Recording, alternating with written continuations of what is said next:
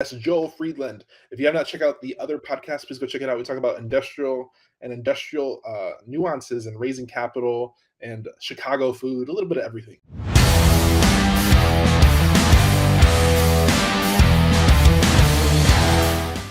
But Joel, you're back again. Today we covered deal breakdown. We covered cool, interesting stories. Do you have a cool, interesting story or a couple that you would like to share with us today? Sure. My favorite story is about a meeting that I had with an investor who was a billionaire. Wow. So I knew a guy who I had played golf with, and I didn't know him real well, but I had played golf with him a few times, and I knew that he was in a business that was a supplier to a lot of restaurants. And I had a feeling he was incredibly wealthy. And I asked people, they said, "Oh, he's a billionaire." This was 2007. And I said to him, "I'd like to have you maybe invest in one of my deals." He said, "Well, every Wednesday, my family and I get together around our kitchen table and we bring people in who have investments and we listen to them." So in 2007, I was kind of cocky because 2008 hadn't happened yet and I hadn't lost very much money on many things, although I did have some losses, Yeah. but really never were anyone lost anything substantial. So I'm sitting at the kitchen table with this guy and his wife, Harriet, and the three kids. And the kids are adults. They're all at the time, in their 40s or 50s. And he said to me, "So tell me about your worst deal." I said, "I haven't had a worst deal." I said, "We've lost a little bit on a couple things, but other than that, we haven't had any losses." He said, "Meeting's over." I said, "What?" He said, Yep. "Meeting's over."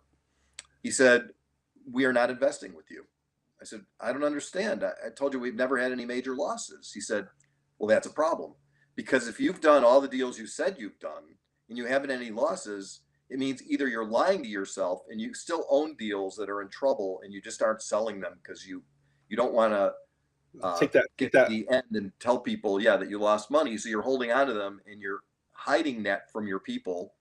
Or if you really haven't lost money and you've got some technique that nobody else in the world has, which I don't believe." He says, "You don't know what it's like when there's a downturn and bad things go against you. And I don't want to be on an airplane with a pilot who's never had a situation where he had to do something and not panic and save the day so the plane wouldn't crash. If Yep. you got thousands of hours as a pilot, you've had problems. Things happen. Engines don't work. There smoke's in the cabin. You got to know how to handle problems. And if you've never had a problem, you are going to freak out when something bad happens." So he didn't go in. Guess what? He was right. Because when 2008 happened, I ended up with 10 bad deals out of the 50 that we owned. And I had 7 banks chasing me for personal guarantees and coming after my partners, my close partners who also guaranteed loans with us. And I went into a deep depression because I thought I had lost everybody's money.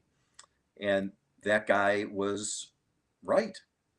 It's a story that's about being vulnerable and real and having good self-awareness. And at that point, I think I was missing those 3 things. Wow. I'm really glad you mentioned this. This side topic. I'm doing a call today with one of my students, and we're covering like distress and how to deal with distress because a lot of people they fall into when that happens, they fall into a deep depression and they feel like they can't see the exit.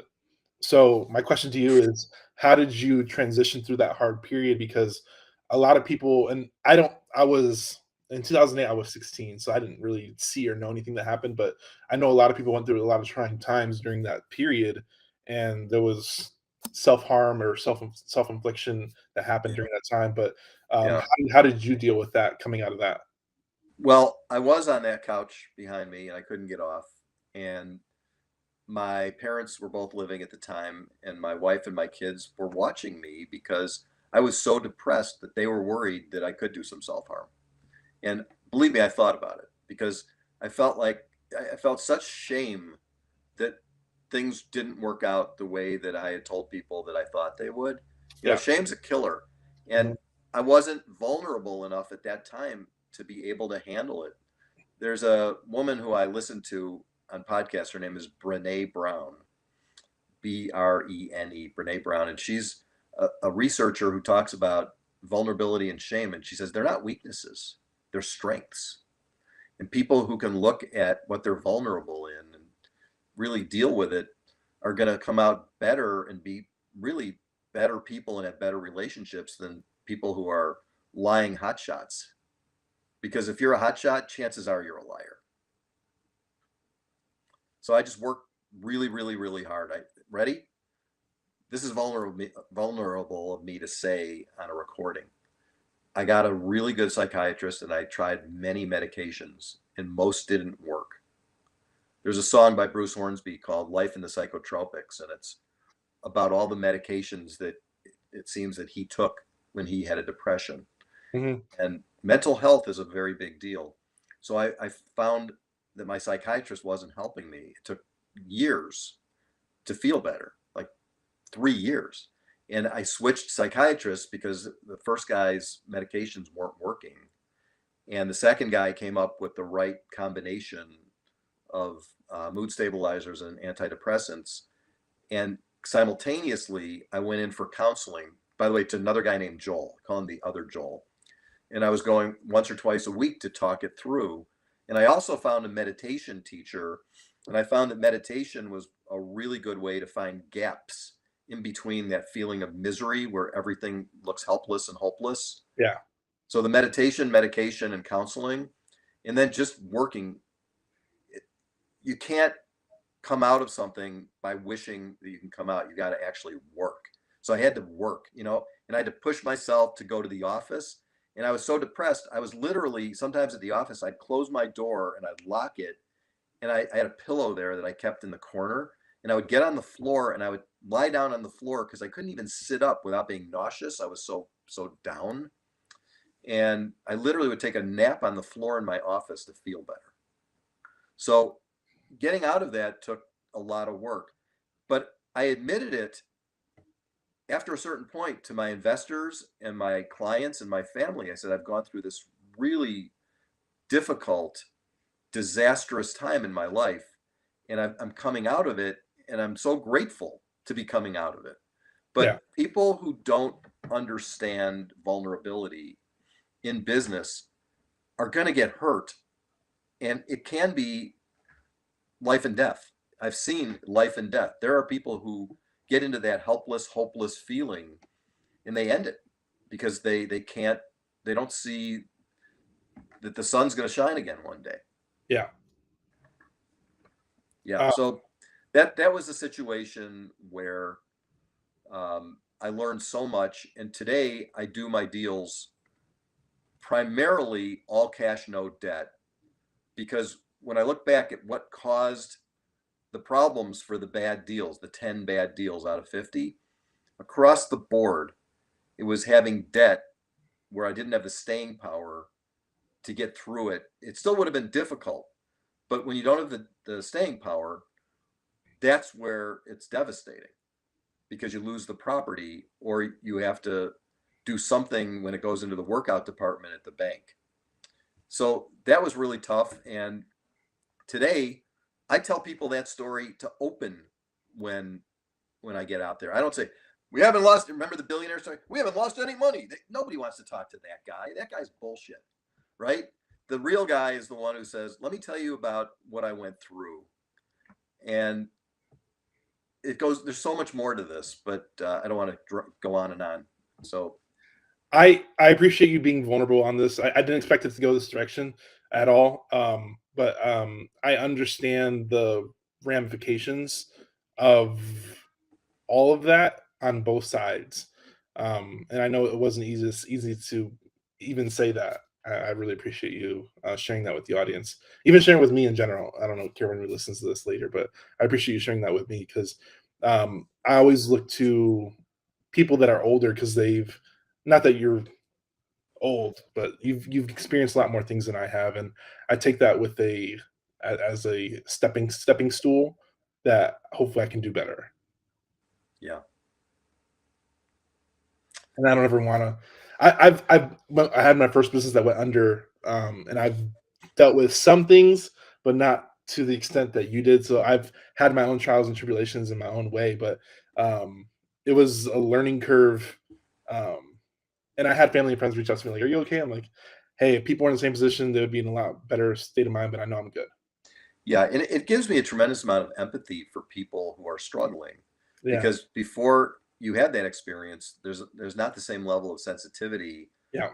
about people. And by the way, I haven't found anybody who doesn't have some sort of Right. problem in their family, right? So when I tell people this, they go, "Oh yeah, my brother had that," or "Oh, my son's struggling with that right now." And there's many other sides to mental health that I've discovered, including I've really discovered a lot about addiction. And almost everybody I know has someone in their life, or more than one person, who are struggling with addiction.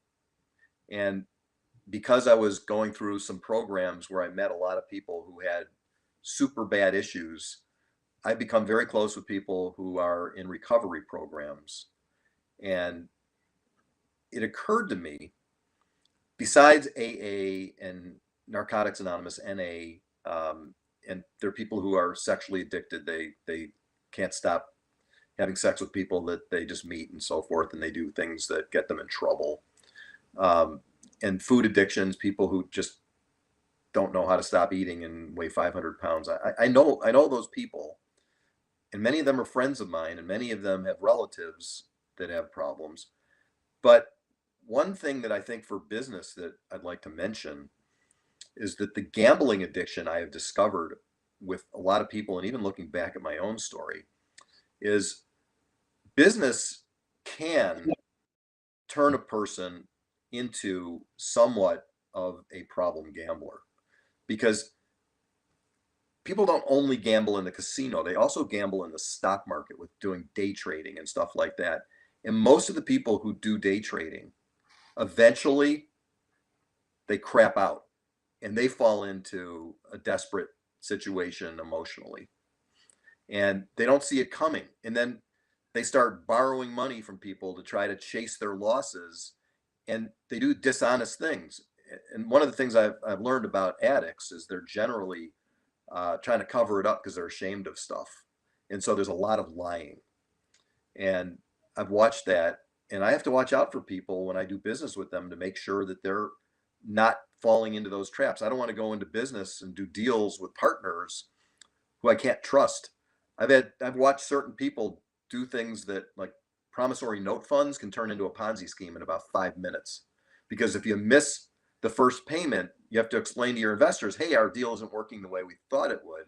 So the next payment, the next quarter, they might make a payment not based on what's coming in, but based on what the promise is in the promissory note. And once they do that once, they have now done something that they know is wrong, and months could go by and they could do it again, and they could do it again, and they could do it again. And before you know it, you've distributed money that's coming in from new people and giving it to the old people. And I've got this guy I know in Utah who had the most brilliant idea. He was building event centers, 10,000-foot event centers all around the country where people could have weddings, and it would be a lot less cost than a hotel or any fancy event center. And they were brilliant, but it wasn't working. And he started promising people a certain return, and he started taking money from new investors to pay the old ones because he didn't want to admit the loss. Yeah. So that can happen if you've got a gambling mentality. And by the way, if someone says I'm a deal junkie, I'm not going to be their partner, because I don't want to be partners with an anything junkie. I want to be partners with people who are in recovery, who are vulnerable and learned the downside of making stupid business decisions that are based on being impulsive. Hmm. Wow. That's a lot to take in. Um, that's a lot. I think that's your wisdom and experience speaking. But I hope you got to listen to that again if you need to go back and listen to it again. I think there's a lot of nuance in there. That's good. Wow. Thank you, Joel. Thank you, Joel. Where can people find you online? Please go check out his other episode. This has been an amazing episode. The other episode is an amazing episode. It is definitely worth the time to go back and listen to both episodes. If you're here and need to listen to this one again, please do it. I think there's a lot of experience and knowledge speaking today as a whole. Um, where can people find you online, Joel? Britproperties.com, BRIT properties.com. We manage 20 industrial buildings. Our portfolio, the average building, the value of our average building is about $3.5 million. And we raise money in chunks of 25, 50, 100,000, 250 in some cases or more. And one of the things that is on our website is an article called Why You Should Not Invest with Us. And it talks about the 10 questions that if you don't ask them, you should not invest with somebody. I'm gonna have to look into that. That's a good one. Yeah. It's a good one.